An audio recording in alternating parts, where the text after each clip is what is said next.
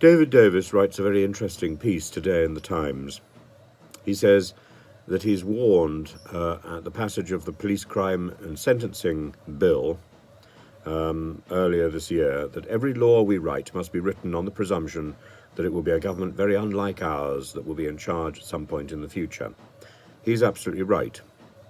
But we also have to recognise that it will be a government, that it is a government very much like ours that is in power at the moment. Now, we know that journalists have been beaten and attacked abroad, in Russia, in China, Edward Lawrence, for example.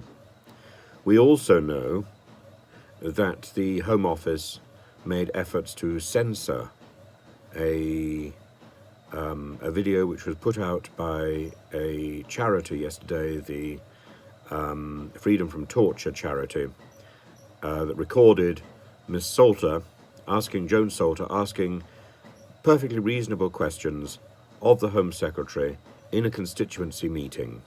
And the Home Secretary not only failed to answer the question that was put to her, but she went on to rant about immigrants and to draw attention only to her own experience and her own family. It was me. And at the same time, the Home Office then demanded that the charity took down the video, which it said had been edited and therefore presented the Home Secretary in an unfavourable light. Well, actually, the unedited version of the video presents her in a more unfavourable light than the edited version. So we're already there, I'm afraid. We're already at the point where our government and the people who we have elected to power pay no attention to us. So we've got two issues. We've got freedom of expression, which is very important, and we've also got the idea that our MPs and those who are elected to high office are there to represent us and to listen to us. Now, this has been going on for some time, and a number of MPs that I have visited when I've been in their constituency, particularly in this government, rather than listening to what I have to say, who am I, have ranted at me for the entire period that I was there and have not let me get a word in. Of course, I protested on each occasion and wrote back to them, and in the case of Andrea Leadsom and I forget who else it was, but certainly in the case of Andrea Leadsom, I was then subsequently invited to meet Mrs. May, and much the same experience took place. We need to recognise that our MPs are there to listen, and should listen, and then should respond. And when we try and contact the Secretary of State, the various ministers in charge of government departments, rather than getting a form letter back or a trite letter back from some twit like Julia Lopez, who just repeats the same mantra, we really need our MPs and our ministers to listen to what we've got to say, because it may be important. So it's not just freedom of expression which is threatened at the moment, it's also the whole relationship between the electorate and those who are elected. And freedom of expression is absolutely under threat.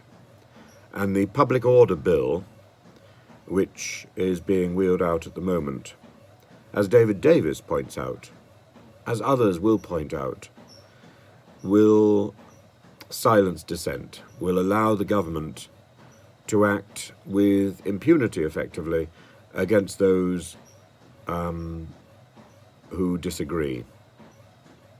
This is a very short step from silencing the inconvenient to silencing those who don't toe the line. This is a short step towards tyranny. Now, I'm not suggesting for 1 minute that our country is going to dissolve into a tyrannous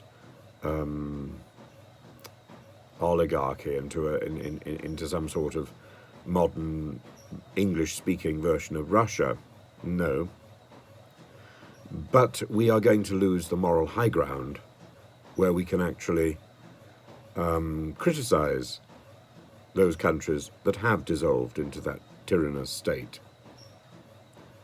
And the first stage towards tyranny is failing to listen and replacing debate with sloganizing. We are already at that point.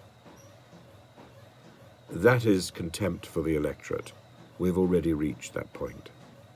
And if we don't have evidence for it, if we don't think we have evidence for it, we only have to look at the Home Office's response to Joan Salter's perfectly reasonable question yesterday, or on Friday, in the meeting, in a constituency, public meeting, in the constituency of the Home Secretary, Suella Braverman, and of Suella Braverman's complete and utter contempt, not only for her constituents, but also for those people she represents as Home Secretary, particularly for immigrants who have turned to our country for help.